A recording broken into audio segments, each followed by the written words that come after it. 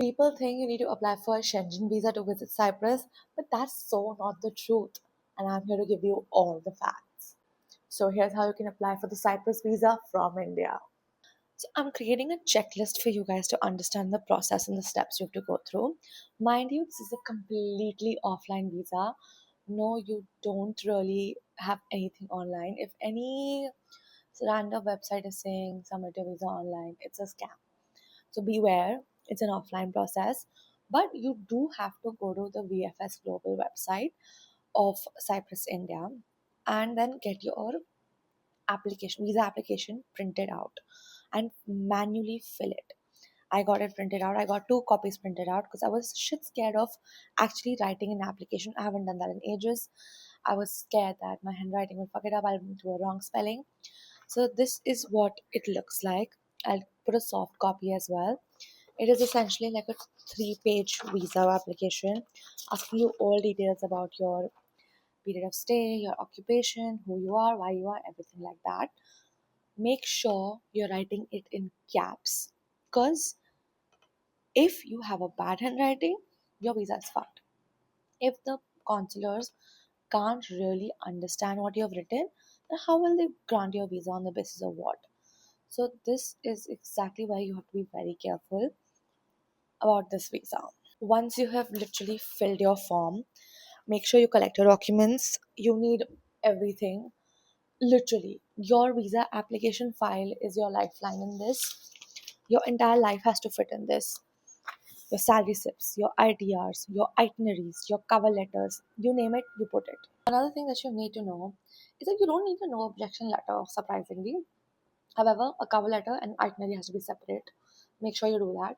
Another thing is you have to submit your passports for this visa, so you will get a stamped visa for this. However, you have to book your document submission appointment through the online portal. It's very easy. VFS में 2 second मिल जाते हैं because not a lot of people are actually applied for the Cyprus visa. Once you go there, there's not a lot of aid. There's no interview, no biometrics, nothing like that.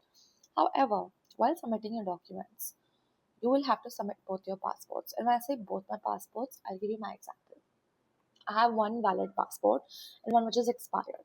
Both are with me because the second one has a valid visa. Usually, what happens is when you renew your passport, the passport authority keeps your previous, like older expired one with you. However, in my case, that's not possible. So I have both of them. They asked me to submit both, which I was like, fine. While checking my expired passport, they checked the passport number of the passport before that. I know I'm saying passport a lot, but I hope you're with me at this point. And they asked me, where is my older passport? And I told them, I have submitted back to the passport authority because that's what they do. They take it back from you. They're like, no. Cyprus will want to see this. So you will have to write another letter saying, oh, I'm so sorry, I couldn't submit my third passport because I don't have it with me because the government has it with me. I was like, okay, I guess I'll do that. So that is also another thing you need to know. I'm putting the document list here for your reference. Ignore my clothes. But yeah, make sure you're covering everything. And even the appointment is quite short, but the next part is quite a task. This process is not digital. So what happens is that your file, the file that you have submitted, is gonna first be couriered to Delhi because that's where the actual embassy is. And no, first it's gonna be couriered to the Delhi VFS, then Delhi VFS will give it to the embassy, then embassy may the relevant officer will get this. So even though like I submitted my passport like everything and like I think 8th of October, 8th of September, it reached my Delhi office to the embassy 5 days later. So already the processing time was going to start once it reaches the embassy, and the processing days are 30 working days. So even if you're submitting your passport on 1st, it reaches the embassy on 5th. So 5th is when they count their 30 days working logic. But it is 30 working days. So now what, for example, if there is Gandhi Jayanti in the middle, then that off it doesn't count. So that is not considered part of the 30 working days. So if there are two public holidays in a week plus the weekend, so that 7 days is considered a 3 day working week. So only 3 days are counted, even though seven have passed. So accordingly, do the math and apply. What happened with me was I was supposed to, I think, fly on 7th of October night, and Literally 2 days before that was a some public holiday in Cyprus. Then there is Gandhi Jayanti. Then there was the weekend. So 4 or 5 days was just leaves.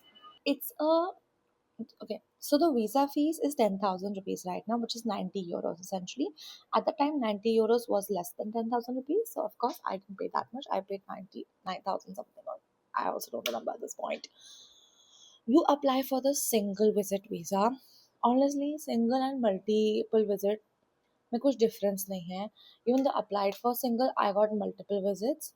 But again, it's not like I'm traveling again to Cyprus, so I don't know what's the point. But those two factors also make sure you're like observing for your own sake. ये फिर बाद में पंगा क्या लेना है सबका.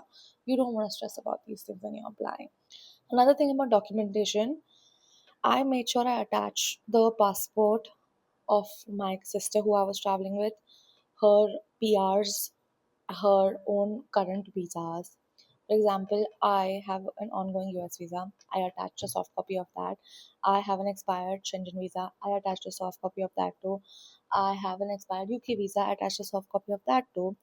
And what else? Yeah, and yeah, I pretty much and this is big. Even though I was submitting my passport, I still attached those things and mentioned it explicitly on my letters that I have been granted these a visa before, just to make sure I'm making my clear case as clear as possible, because I couldn't risk these things, which is what I feel like your visa application should be solid.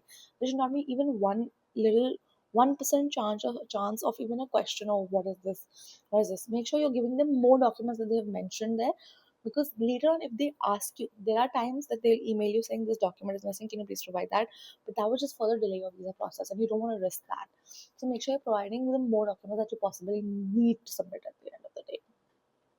So when it comes to processing days, what happened with me was, uh, I was supposed to fly 7th, and 7th was a Monday or something. So before that was Saturday, Sunday. Before that was a Cyprus national holiday. Then there was Gandhi Jayanti. So 4 5 days were technically not working days. And I had applied about more than a month ago at this point, and there was no resolution on kahan hai, kyun hai, kyunki there is no online tracking possible because you didn't submit it online. So I literally emailed everybody I could possibly find. I emailed the consular diplomat of Bombay. I have called him. He had no idea who I was. I begged, sir, I have to travel to Cyprus. I don't know where my visa is. I've been following up regularly. VFS is not still opening, like picking up my calls. They don't have an answer to give me. And he finally aligned me directly to the embassy and asking them to get my process cleared ASAP. Even though I was on my visa number, it literally said 01. I was the first applicant of the day. I think on the month, I'm also not sure how they track, but it had 0001 written at the end. That means I was the first to submit my visa application for sure. But it took them so long to just process that. It was it was nerve wracking for me after a point because I was scared I couldn't make it for this flight. But thankfully, because I made those emails, made those calls, my application got little, up and about, and I literally got my passport on 7th morning. Yeah, I'm flying 7th night. I got my passport 7th morning, not knowing whether I have the visa or not, because they don't really tell you on email if you have visa. So and even my passport didn't reach me because if they would reach Bombay on 6th, 7th morning, it would be left for dispatch for delivery. So mujhe, it would reach around 7 afternoon on evening. And I was too scared. Then I asked delivery that, guys, I'm going to come pick up the passport. It's fine. Just tell me where to come. Coordinating that also was a task, but somehow I got it and I got my passport. But yeah, it was nerve wracking, guys. The 30 working day logic is really annoying. It can really confuse the hell out of you.